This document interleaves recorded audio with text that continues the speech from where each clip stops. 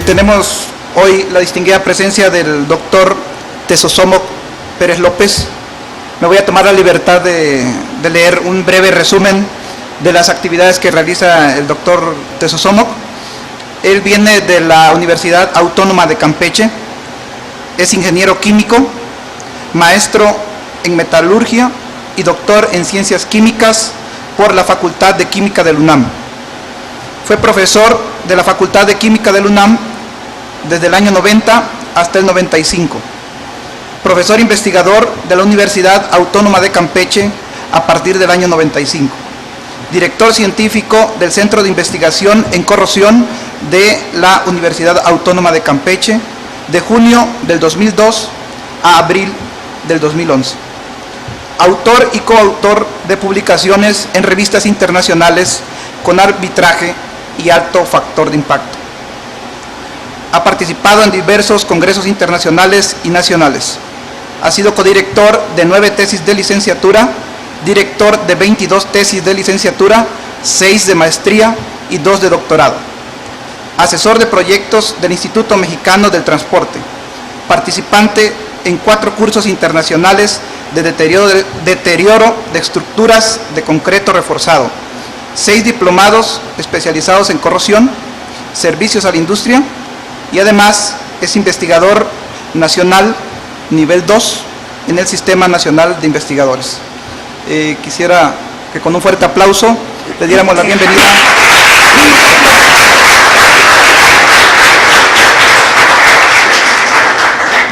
La plática que va a impartir hoy el doctor Tesosomoc es utilización de adiciones minerales para incrementar la durabilidad de estructuras de concreto reforzado. Quiero recordarles a los presentes que pongan sus dispositivos móviles en modo de vibrador para evitar interrupciones. La dinámica de las pláticas son 45 minutos que dura la plática y posteriormente vamos a entrar a una sesión de preguntas. Bienvenido nuevamente, gracias. Buenos días, ¿sí me oyen bien? ¿Sí se oye bien hasta allá? Bueno, es incómodo usar micrófono.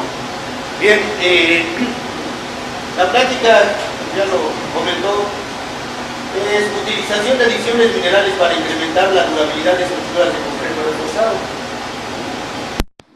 Y tenemos una capacidad para recibir en cada uno de ellos a un cierto número de personas, generalmente estudiantes.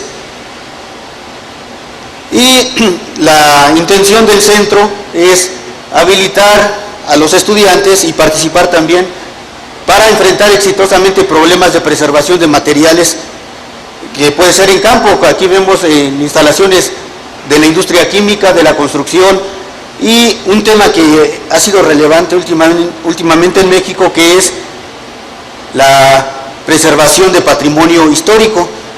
En la zona de Campeche hay una gran cantidad de vestigios de la cultura maya y Campeche es patrimonio cultural de la humanidad desde 1999, igual que ahora Lagos es pueblo mágico, ¿no? Entonces, toda la zona amurallada, todo el centro histórico sufre deterioro y se hacen estudios para poder incrementar la durabilidad, la vida útil, la vida estética de estas obras. Aquí vemos, esto es en una foto, aquí hay una entrada, es una zona arqueológica maya. Al interior el arqueólogo Román Carrasco, al hacer las excavaciones, encontraron pinturas en las cuales se tiene el famoso azul maya. Bueno, famoso porque hasta hace poco se logró encontrar la composición química. Entonces la formulación que utilizaron los mayas para ese color azul fue un misterio muchos años. Bien, en el centro también tenemos la parte de investigación, contamos con alguna infraestructura avanzada para poder hacer estudios de deterioro de materiales, tanto materiales pétreos como materiales metálicos. Aquí vemos, estas son del orden de micrómetros y detectan fallas en metales altamente aleados. Bien, el centro es un centro de investigación en corrosión. La corrosión se presenta en todos los ámbitos, tanto en medios naturales donde hay infraestructura colocada, en piezas que son de uso común todos los días, en infraestructura tan impresionante como estos puentes o en casas habitación. En todos lados hay corrosión. Y bueno, de manera rápida, la corrosión se presenta porque cuando se forma una celda, una pila de corrosión, hay una parte de los metales que funcionan como cátodo, donde hay una reacción de reducción, una parte que funciona como ánodo, donde se lleva a cabo la reacción de oxidación, y es en la cual se pierde el metal. En la reacción de oxidación, si recuerdan que una oxidación es cuando una especie química cede electrones, entonces los electrones fluyen hacia la parte catódica, y debe haber un electrolito que cierre el circuito. De esa manera se lleva a cabo el proceso de corrosión. El electrolito muchas veces se presenta en un medio natural, es lo que se conoce como rocío. A cierta hora de la noche, las condiciones de temperatura y humedad propician que se forme una película de óxido sobre los materiales, y cuando estos son metales se empiezan a oxidar. Entonces, agua hay por todo el mundo, 3/4 partes del planeta son agua, y en el mar hay una alta concentración de sales, como son los iones cloruro, los iones sodio. Estos iones cloruro son particularmente agresivos con los metales, propician una oxidación acelerada. Y los procesos electroquímicos en el medio marino son factores para que se lleven a cabo todos los procesos vitales, tanto de microorganismos como de organismos superiores. Pero ahora, como en alguna parte voy a hablar de nanotecnología, de nanomateriales, pues también hay organismos microscópicos que realizan funciones vitales, y que alguna de esas funciones está basada en procesos electroquímicos. Entonces, los ciclos vitales, en este caso el del nitrógeno, en algún momento tiene un proceso electroquímico que es fundamental para que se lleve a cabo, al igual el del carbono, el del oxígeno, el del agua. Este es el ciclo de los materiales metálicos. ¿Qué se tiene? Bueno, un mineral que se obtiene de manera natural se lleva a un proceso de fundición, a un proceso de laminado y conformado, y se manufacturan los objetos que van a ser útiles. Pero una vez que se exponen al medio ambiente, se empiezan a oxidar, y una vez que se oxidan, regresan a su estado original como metales, o se reciclan, se llevan a la fundición. Todo este proceso cuesta mucho dinero, y una vez que se empieza a oxidar no hay manera de recuperarlo. Se estima que del 3 al 5% del Producto Interno Bruto de todos los países se pierde por el fenómeno de corrosión, y el 3% es un demonial de dinero. No importa si son libras, pesos, marcos, lo que sea, es mucho dinero que se está perdiendo, y se estima que alrededor del 40% es previsible y se puede ahorrar si se toman las medidas de selección de materiales y de protección adecuadas. ¿Cuánto sería el 3 por 4, 2, el 1.2% del Producto Interno Bruto? ¿Cuánto dinero es? Muchísimo, ¿no? Entonces, así como presentan los vecinos del norte del país, eso es mucho dinero, eso es una oportunidad, un nicho de oportunidad para trabajar, para ganar dinero, ¿no? Lo mismo pasa en los materiales de construcción. Se tiene una piedra caliza, se lleva también a una calcinación, se obtiene la cal viva, se le añade una cantidad de agua y se obtiene la cal. Se mezcla nuevamente con agua y con agregados como arena, y se obtiene un mortero que va en las construcciones, pero por efecto del dióxido de carbono de la atmósfera vuelve a reaccionar y vuelve a formar el carbonato de calcio inicial. Es el ciclo de otro material, y esto tiene que ver con los materiales de construcción. De igual manera, aquí se pierde mucho dinero y puede llevar a situaciones catastróficas. Bien, recientemente en construcción se maneja un nuevo término, el término de durabilidad. Anteriormente en construcción se diseñaba solo por resistencia. Decían, este edificio debe soportar 4 pisos más o N pisos, su concreto debe tener una cierta resistencia de compresión para que lo aguante, y de ahí se calculaban las dimensiones de las armaduras, las dimensiones de los de las columnas, de las traves, pero se ha visto que no solo es resistencia mecánica, debe haber durabilidad, y para eso se requiere un desarrollo de una tecnología de acuerdo al uso que se le va a dar y al medio al que va a estar expuesto. Los que vivimos en zona costera, vemos que sobre la línea de costa siempre hay obras de concreto que tienen ya cuarteaduras, tienen oxígeno que está herrumbre que está fluyendo del interior. Claro, ahí hay errores de construcción. Por ejemplo, aquí en Lagos no es una zona sísmica. Entonces, se puede construir con una cierta dimensión de traves o de columnas, y la varilla no necesita ser tan robusta porque no es una zona sísmica. En Ciudad de México las varillas sí necesitan ser más robustas porque el concreto es un material compuesto, tiene una pasta cerámica que resisten muy bien los esfuerzos de compresión, pero no los de tensión y los de vibración, y al incluirle una armadura, ese elemento metálico absorbe la tensión y absorbe la vibración, y ya en conjunto hace un elemento de altas propiedades mecánicas.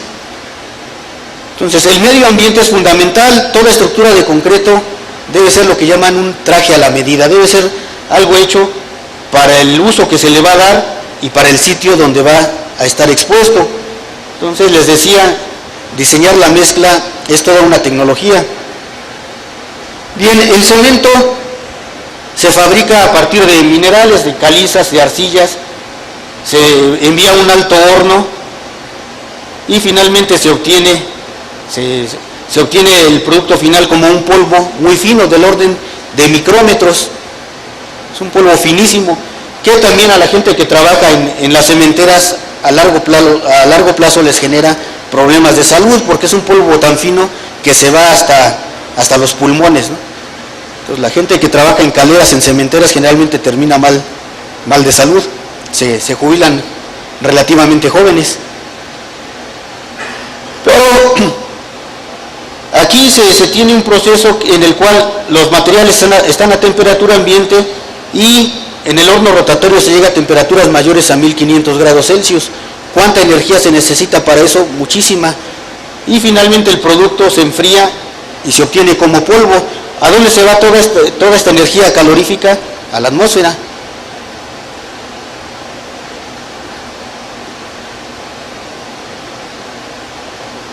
Bien, se calcula que por cada tonelada de cemento se envía a la atmósfera alrededor de 1 tonelada de dióxido de carbono y una cantidad inmensa de calor. Ahorita está muy en boga el llamado efecto invernadero. La industria de la construcción aporta una gran cantidad de CO2 y de calor que se va a la atmósfera y está sobrecalentándola. Entonces, de ahí viene la importancia de hacer obras durables. Si hay obras durables, no va a ser necesario estar construyendo con frecuencia, y entonces no se va a estar emitiendo contaminantes y calor a la atmósfera.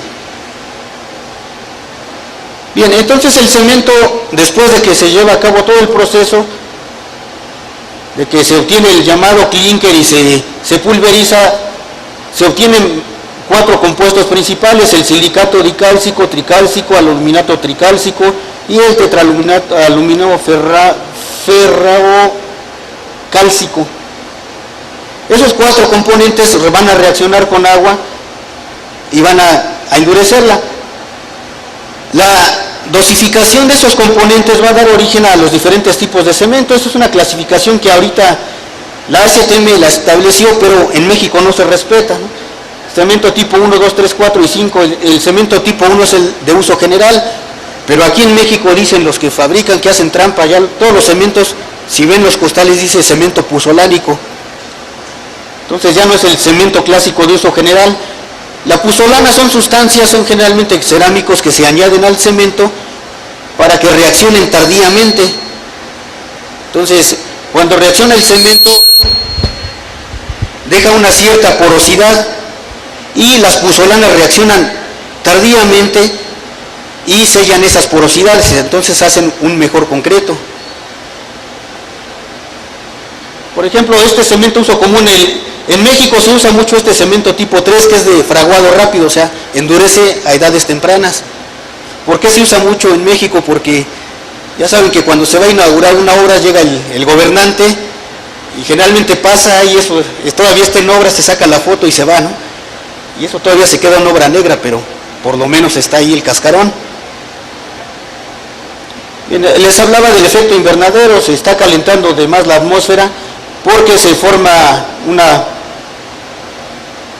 especie de película en una cierta altura de la atmósfera y encierra el calor, ya no llega el calor del sol y se absorbe una parte y se refleja otra, sino que ahora con el efecto invernadero el calor llega y se está atrapando, entonces está sobrecalentando la atmósfera. Uno de los elementos que está propiciando, les había dicho, es el dióxido de carbono. Vean, en la construcción, los materiales más comunes, desde el adobe, pues aquí todavía en Lagos hay muchas casas de adobe, ¿no? Es un material fuertemente ecológico. Vean la energía que se necesita, los kilowatts para fabricar una tonelada de adobe, casi nada. Y la emisión de dióxido de carbono pues es insignificante, es un material muy ecológico. Aquí están los diferentes materiales. El concreto, vean, la energía que libera la atmósfera, 3.200 kilowatts por cada tonelada de cemento. Pues es un demonial de calor que se va a la atmósfera y emite prácticamente una tonelada de CO2 por tonelada de cemento que se fabrica. Entonces, esto es una tecnología. Hay que combinar los materiales para obtener algo que sea más compatible con el medio y que sea durable. Vean, el aluminio emite mucha energía al medio y emite mucho CO2 en su fabricación. Es un material fuertemente contaminante. Entonces, respecto al cemento, vean esta grafiquita, las gigatoneladas de cemento que se usan. Vean los chinos cómo están fabricando, es el país más poblado entre China y la India. China y la India está como la tercera parte de la población de todo el mundo y están en expansión. Entonces vean cuánto están consumiendo. Vean aquí los productores del 2000 al 2007 casi triplicó su producción de cemento. Pues claro, pero está emitiendo toda esa cantidad de CO2 al medio ambiente. Vean, en el mundo, Estados Unidos y la India tienen una producción cualitativamente de 10, todos los que están en rojo es 1, y la pura China tiene 100. Vean. Pues son un montón de chinos, ¿no? Ya hasta ahorita que pasé vi que hay comida china por aquí en algunos locales, ¿no? Son un montón. Y vean un parámetro. Aquí esta gráfica pareciera hablar de progreso, de industrialización, ¿no? La producción en América Latina y el Caribe, vean la cantidad de CO2 que se emite, muy poquito, dirán, son muy ecológicos, ¿no?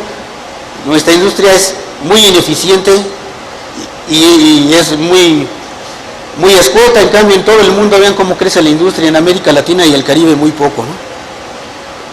Y vean la producción de CO2 a partir de principios del siglo pasado empezó a producirse el cemento y vean la cantidad de cemento que ya se produce para 2004. Actualmente se calcula que el 7% de todo el CO2 que se emite a la atmósfera es de la industria del cemento. O sea, es muchísimo. Y bueno, sobre el protocolo de Kioto es una vacilada, ¿no? Todo mundo le hace caso omiso. Sobre todo los que más calientan. Los Estados Unidos simplemente ni siquiera lo firmaron. Bueno, ¿cómo se fabrica el concreto? Bueno, es una mezcla de cemento con arena o agregado fino, grava o el agregado grueso y agua. Ahí está. Entonces les decía, es una tecnología. ¿Qué es la relación agua-cemento? Bueno, es la cantidad de agua precisamente dividido entre la masa de cemento. Cuando aumenta la relación agua-cemento, es decir, cuando se le añade más agua a la mezcla, vean, la resistencia disminuye.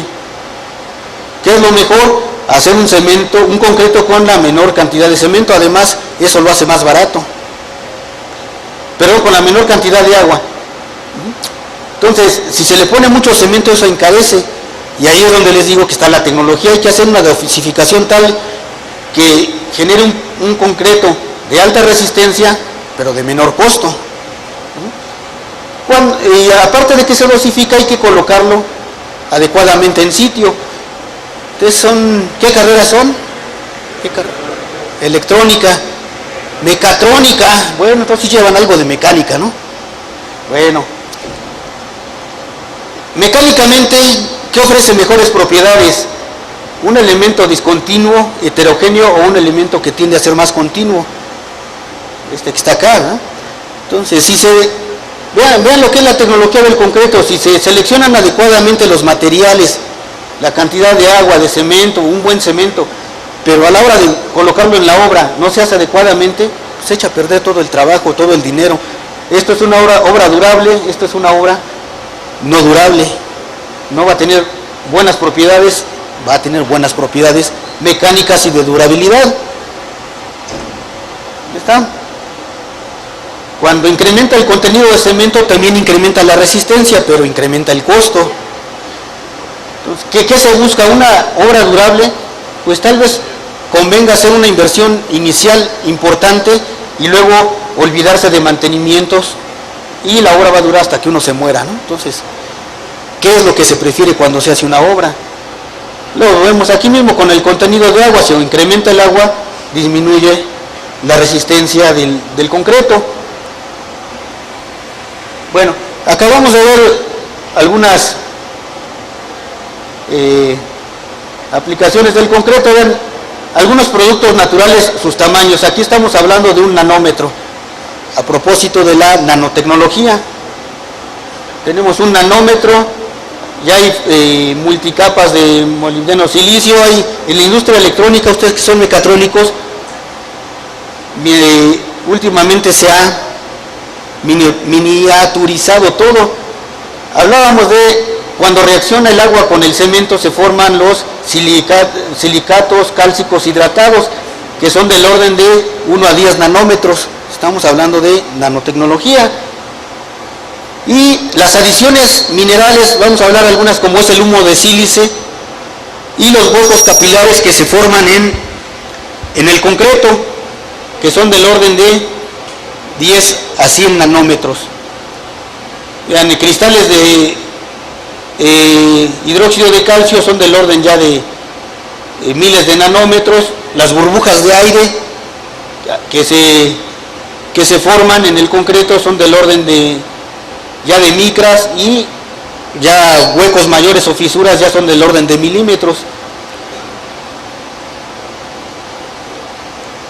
Bien, les decía, cuando reaccionan los componentes del cemento con agua, se forman las especies hidratadas, esas que se tienen aquí, huecos capilares. Los silicatos cálcicos hidratados, vean, son del orden de nanómetros. Entonces se forman las especies hidratadas y este compuesto que es la portlandita, que es el hidróxido de calcio.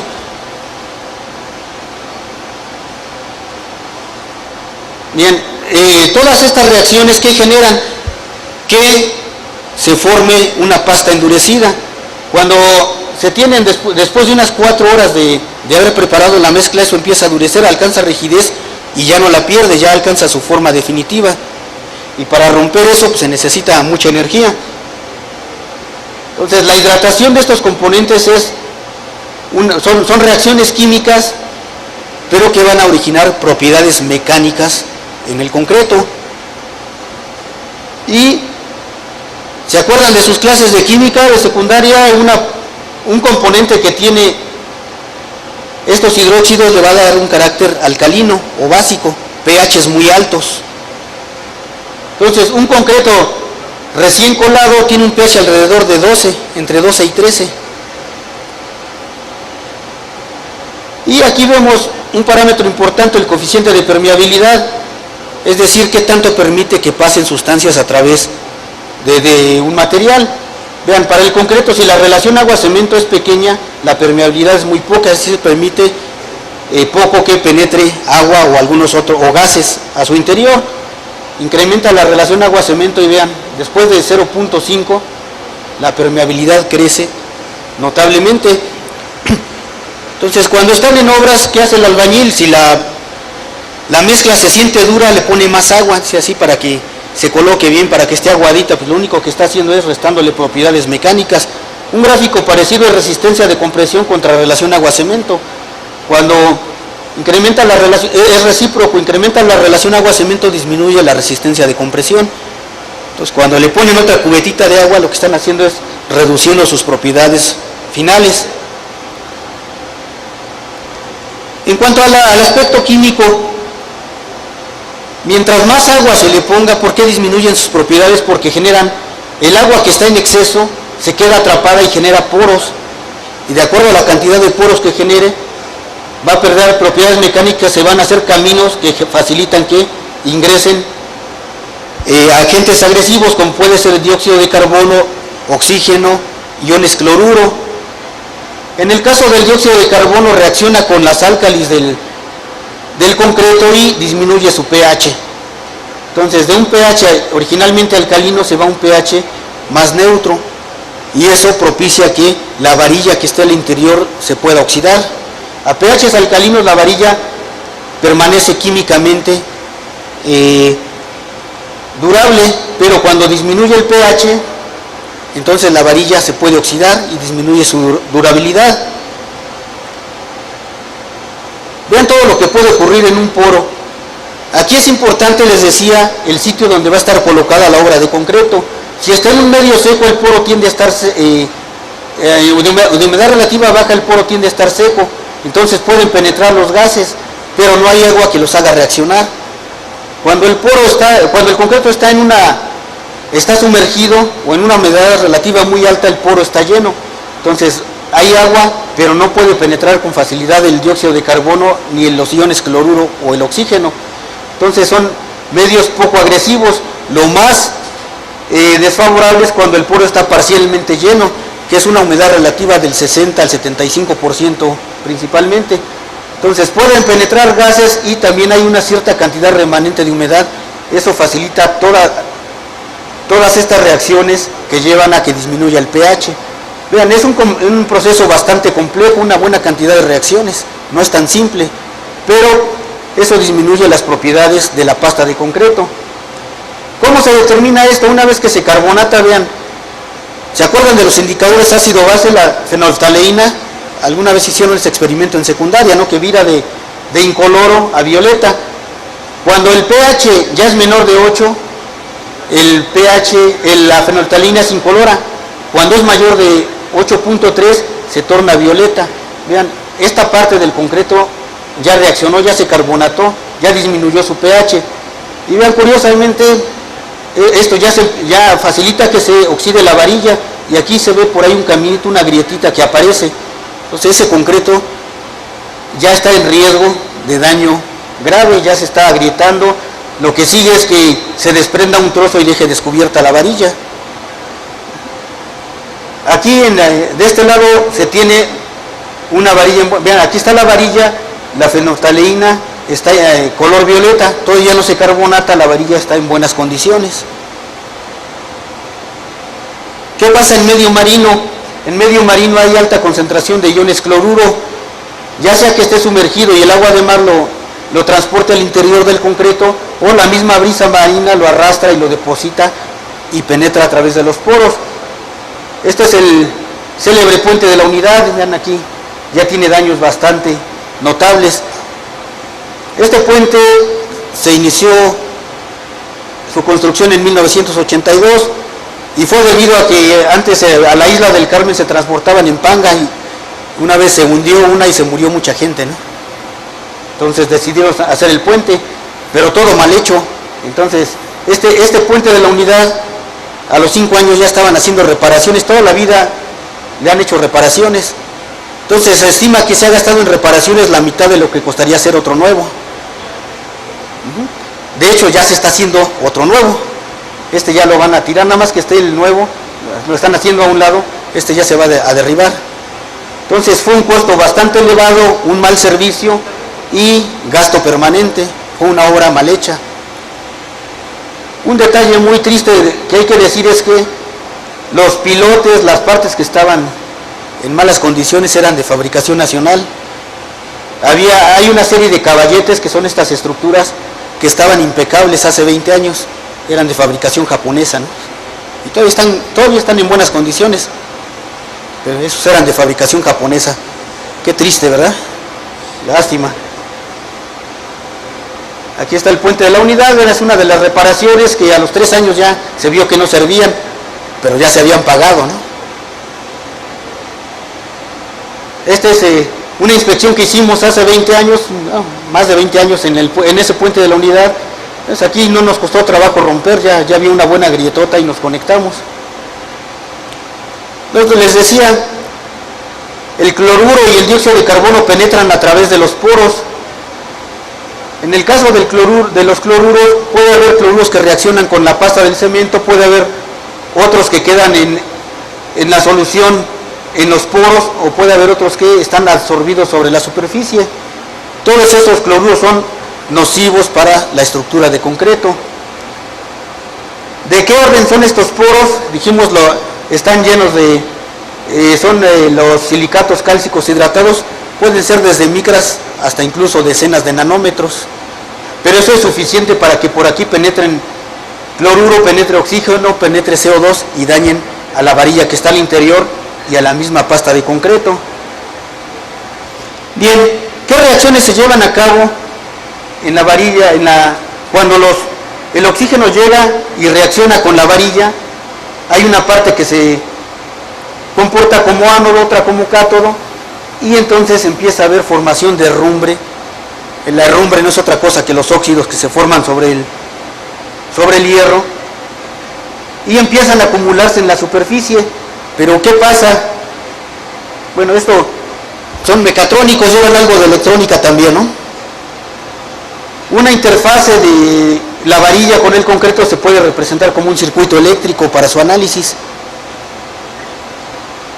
Entonces, ¿qué pasa cuando la varilla originalmente era hierro, pero formó también hidróxido de hierro 2, hidróxido de hierro 3, luego si llega el cloruro forma este compuesto, y finalmente si llega oxígeno se forman todos estos compuestos? ¿Qué pasa con el volumen en la superficie? De un volumen inicial puede incrementarse hasta 7 veces. ¿Y qué dije hace rato? El concreto, la pasta, resiste muy bien los esfuerzos de compresión, pero no los de tensión. ¿Y qué pasa si al interior la varilla empieza a hacer esfuerzos de tensión? Empieza a fracturarlo desde el interior. Empieza a fracturarla al concreto, y cuando aparece ya una grietita en la superficie es porque desde adentro eso ya tiene un proceso muy avanzado de corrosión, un daño ya muy cuantificable. Entonces hay técnicas electroquímicas, diferentes técnicas también de ultrasonido, que pueden detectar en qué etapa de oxidación está la varilla, si ya está por aquí, si es inicial todavía, y poder tomar medidas adecuadas, medidas preventivas o medidas correctivas, o de plano ya echarle la bendición, ¿no? y esperar a construir una obra nueva, porque sería muy costoso repararla. El puente de la unidad es una buena escuela de lo que no se debe de hacer. Entonces, ¿cuánto cuesta esto? Pues cuesta muchísimo dinero. Pero, como estos efectos se empiezan a ver generalmente 15 o 20 años después, pues el que entregó la obra, si era un ingeniero ya de cierta edad, ya hasta se murió, y pues ya si lo demandan ya no pasa nada, ¿no? Así dicen, total, cuando esto falle yo ya me morí. Pues sí, pero en México todavía las normativas y su cumplimiento pues sabemos que no es el adecuado. En la Florida, una obra de concreto nueva todavía hace 15 años, una obra de concreto nuevo debía durar 50 años sin reparaciones. Cambió la normativa, ahora deben ser 75 años de servicios sin reparaciones mayores. Y entonces en Estados Unidos sí son un poco más estrictos, ¿no? Si falla antes, lo tienen que reparar y pagar daños y todo lo que venga, ¿no? Aquí en México generalmente hay procedimientos que no culpan a nadie y nadie es responsable de nada, ¿no? Por ejemplo, los segundos pisos ahí en México ya se empiezan a chorrear, ya empiezan a aparecer ahí muestras de daños, ¿no? Pero ahí no pasa nada, en México no pasa nada. Pero, pues yo veo mucha gente joven, en ustedes está que las cosas mejoren, ¿no? Veo mucha gente joven, son de licenciatura, y están por su voluntad, ¿no? No vinieron acarreados, ¿no? Eso, qué bueno, eso es una buena señal. No les van a dar un punto más por venir, ¿no? No, qué bueno que están por su voluntad. Vean, entonces este es un problema serio. Todas las construcciones de concreto, ¿me faltan 10? Tienen que mejorarse.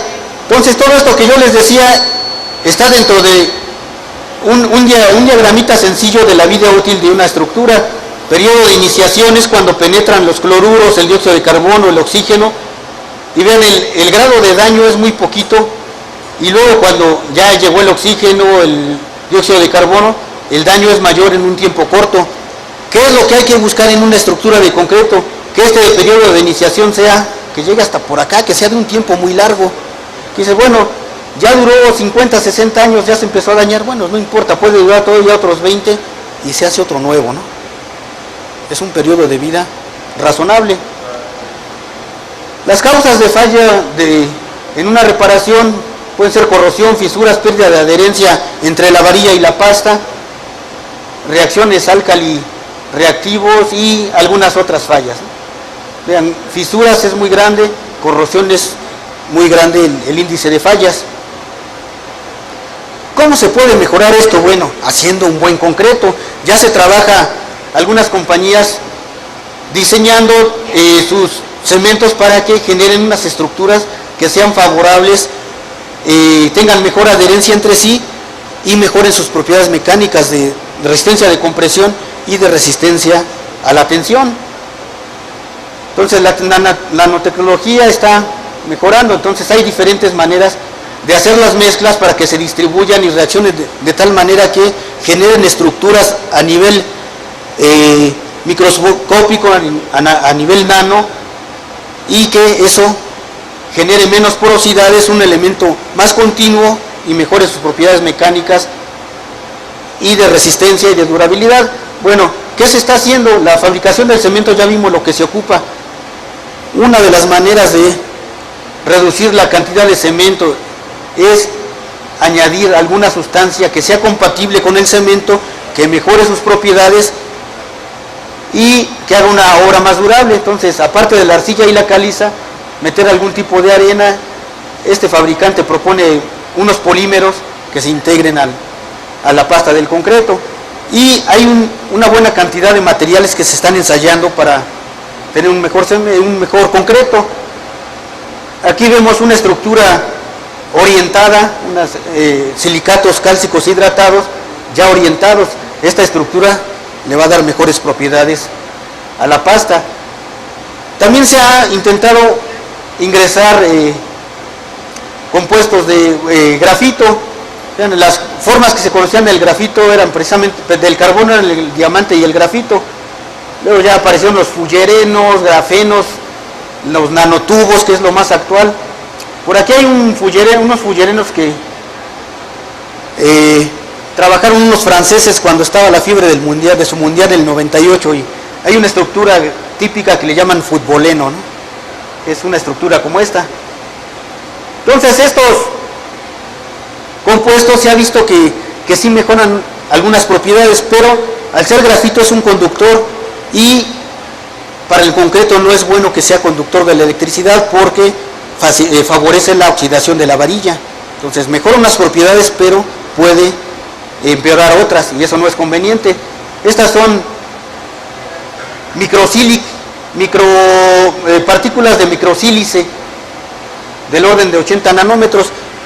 Este microsílice también puede haber de manera natural o se pueden mejorar o fabricar, y algunos son residuos de chimenea. En otro tiempo se le llama también fly ash, cenizas volantes.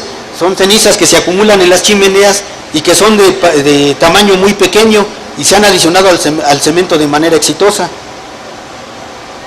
Entonces estos compuestos enlazan los silicatos hidratados y mejoran sus propiedades.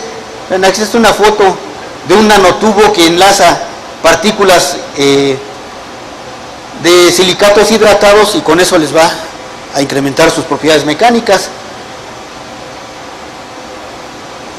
Aquí es una adición de microsílice que vean, incrementa, a medida que aumenta la adición, incrementa su resistencia de compresión, lo puede hasta triplicar en algunos casos. Bien, ahora les platicaré de unos estudios que estamos haciendo nosotros.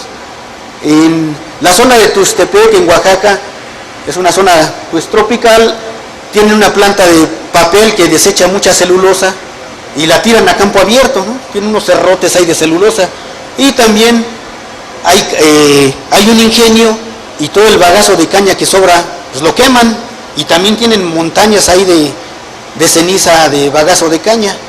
Esa ceniza de bagazo de caña es también un fly ash, es una ceniza volante también de tamaño de partícula pequeña. Entonces hay un proyecto que estamos trabajando de incorporar ese residuo de celulosa y de ceniza volante al concreto para que selle porosidades, para que incremente sus propiedades. Entonces, esto pues tiene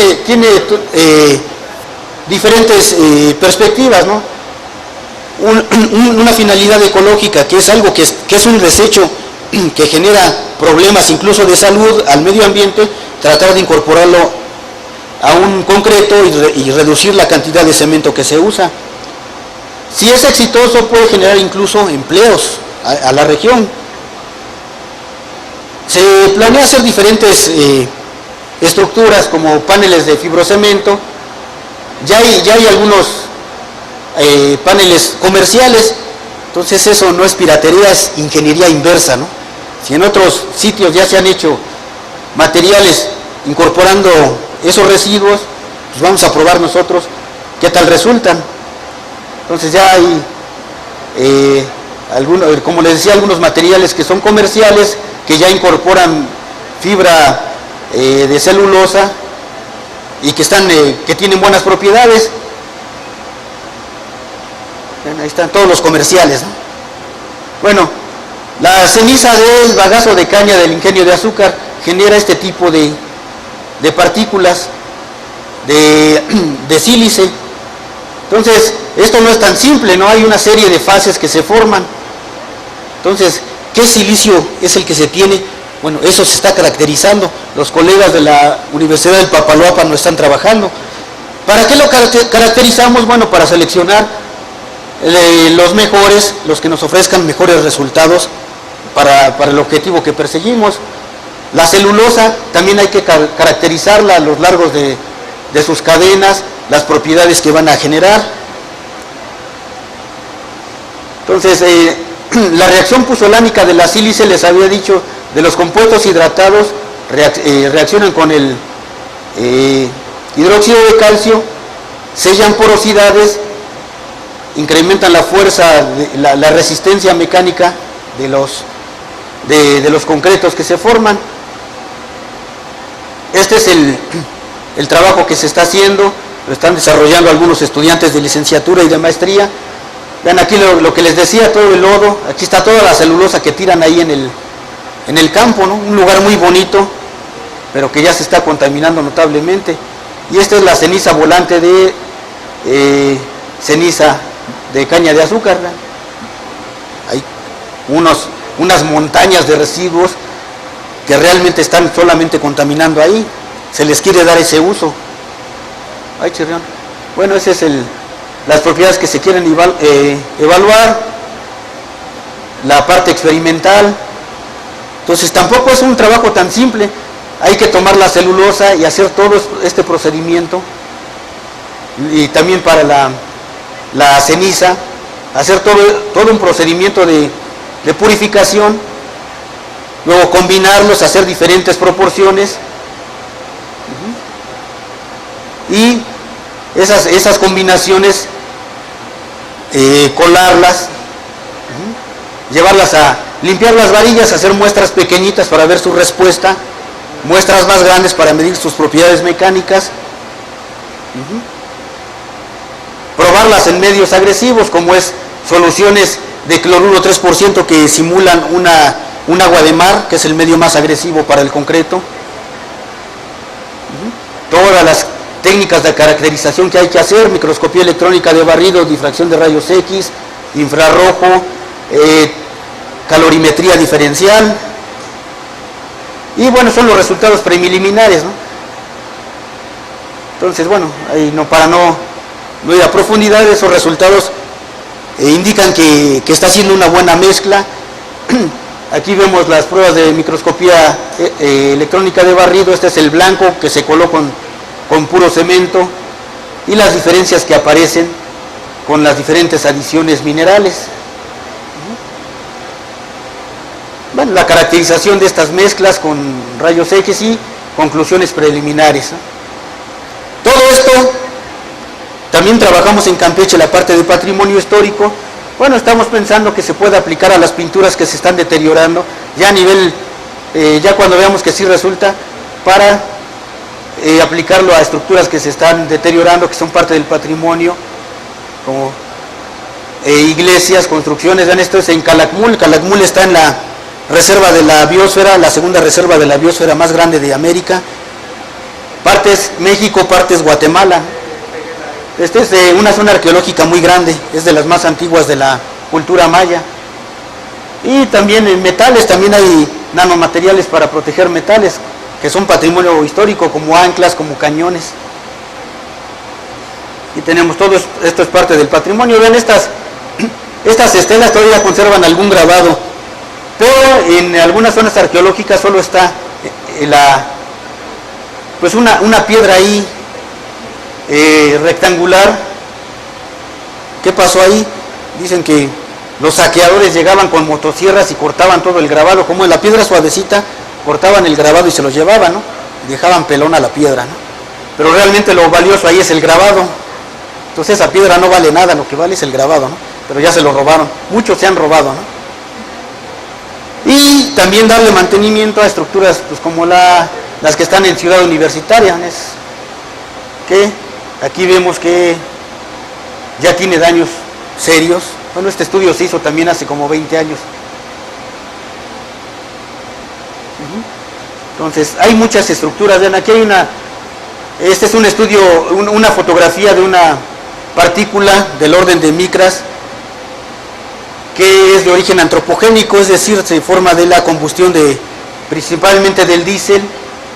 No se quema totalmente y se deposita en las paredes de los edificios, y eso es lo que los ennegrece, ¿no? Pero esto, lo grave es que se va haciendo consorcios y luego ahí se van creciendo microorganismos y van dañando a las estructuras. Y así como eso, hay diferentes maneras de analizar si una estructura es compatible o no con las obras que se tienen, y si se está incrementando o no la durabilidad. Entonces, ¿qué dije al principio? La construcción es toda una tecnología y que requiere de la participación de muchos profesionales, de muchos especialistas. Y bueno, ya para terminar, una cuestión que creo que es obligación transmitirle a las nuevas generaciones es que pues las universidades son dependencias que se financian con fondos públicos, con impuestos. Entonces todo universitario debe tener una conciencia social. Todo lo que hacemos debe repercutir en un beneficio de la sociedad, si no, pues estamos perdiendo el tiempo, ¿no? Bueno, les agradezco su atención.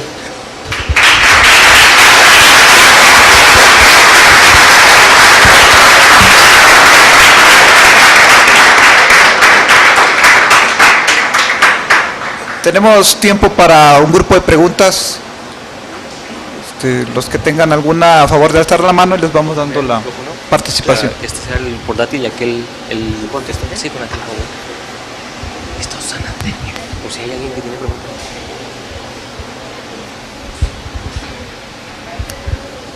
Buenos días. Bueno, al inicio de la charla mostraba una imagen en el que se veía el ciclo del metal y del concreto.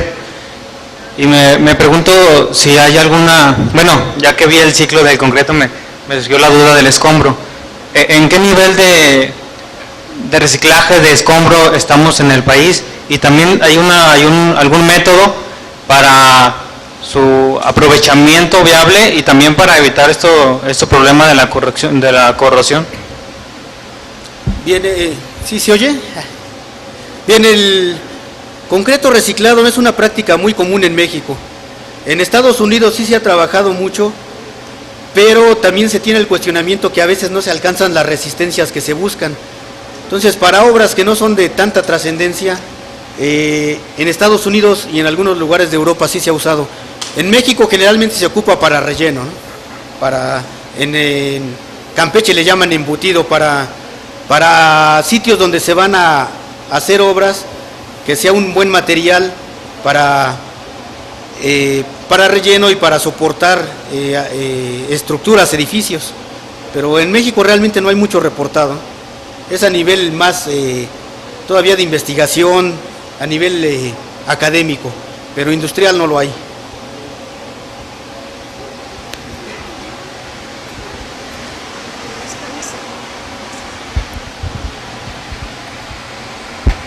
Buenos días, conforme lo se están implementando, pues está ahorita en proceso de investigación, ¿no? Lo del concreto. Lo que quería saber, como por ejemplo, en cuánto tiempo se estima que esa tecnología se implemente en el país, cuánto tiempo es el estimado, o si en otros países ya se está implementando esta tecnología, como dice que hay productos comerciales, pero no son propiamente de México. Bueno, es una buena pregunta. Precisamente al respecto te puedo decir que para inspección de estructuras de concreto hay normativas que ya son desde, la norma inglesa está desde 1969. ¿Cuánto es eso? 45 años. Y en México todavía no está vigente, todavía no hay una norma mexicana como esa. De hecho, se está trabajando y está ya por aprobarse. Pero en esa normativa tenemos 45 años de atraso. En toda esta tecnología, pues no hay una manera de hacer una aproximación, pero si esto es negocio, eso acelera las cosas, ¿no? Entonces, si resulta esto, si es algo comercial, seguramente en un periodo muy corto, bueno, corto a veces se habla de 15, 20 años, ya se estaría viendo algún producto nacional con estas características, porque pasa por investigación, pero la investigación se lleva su tiempo, luego convencer a algún inversionista que arriesgue su dinero, que lo saque al mercado, pues eso se lleva su tiempo, ¿no? Pero ahora las cosas se dan mucho más rápido, ¿no? Buenos días. Yo tenía una duda más que en sí del concreto que se está haciendo. Yo creo que una parte muy importante y que tal vez, yo no lo sé, se está trabajando es toda la energía que se pierde en ese proceso, que implementa un gasto calórico increíble y que tengo entendido que se puede aprovechar de otros modos. ¿Qué se está haciendo en el mundo para trabajar acerca de poder reutilizar esa energía calorífica en las plantas, por ejemplo? Bien, hay una inquietud que tenía yo cuando estaba de estudiante de licenciatura, de generar materiales catalíticos. Vimos que el cemento en su fabricación se tiene que ir hasta 1500 grados Celsius, un poquito más. Si hubiera algún nanomaterial o algún material que catalizara la reacción y lo redujera, por ejemplo, aunque sea a 1000 grados, eso ya involucraría un ahorro muy grande de dinero en llevar de 1000 a 1500 grados Celsius ese material, y eso ahorraría mucho dinero y mucha energía. Haría un cemento mucho más barato y mucho más ecológico. Entonces yo sí conozco gente que está trabajando, buscando materiales que sean de efecto catalítico, que reduzcan esa temperatura de fabricación del cemento. Ahora, el diseño y fabricación de materiales a nivel experimental en este momento es muy costoso, es como las celdas solares, en este momento son muy costosas, pero cuando ya sean negocio, cuando se produzcan ya en masa, se produzcan en serie, eso se va a abaratar mucho. Y eso ha pasado con todos los materiales. Mencionaba hace un rato el rector, hace 40 años tener una televisión, solo la gente que tenía cierto poder económico, ¿no? Ahora todo el mundo tiene hasta de a 2 televisiones en su casa. Entonces, la tecnología avanza. Ojalá no se lleve mucho tiempo en que esos paneles solares sean ya más comerciales, sean de mayor capacidad y podamos vivir con una situación más ecológica que dañe menos el ambiente. Pero lleva su tiempo, ¿no? ¿Tiempo para una pregunta más?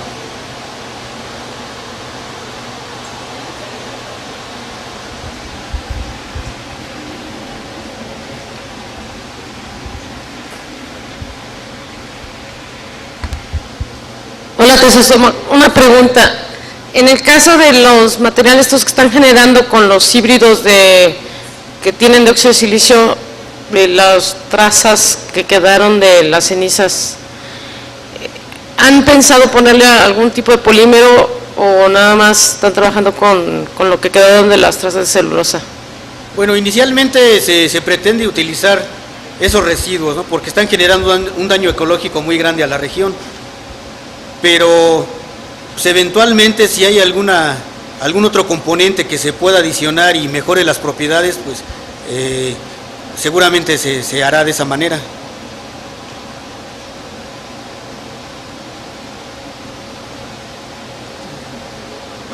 Se nos acabó el tiempo ya de preguntas. Voy a hacerle entrega al doctor, y en agradecimiento a su participación, una constancia que dice así: segundo coloquio de investigación en ciencia y tecnología 2014, la Universidad de Guadalajara, a través del Centro Universitario de los Lagos, otorga la presente constancia al doctor Tesosomoc Pérez López por su valiosa participación como ponente con la conferencia Utilización de adiciones minerales para incrementar la durabilidad de estructuras de concreto reforzado, efectuada en el marco del segundo coloquio de investigación en Ciencia y Tecnología 2014, que va a tener lugar los días 27, 28 y 29 de agosto en las instalaciones del Centro Universitario de los Lagos. Muchas gracias, doctor.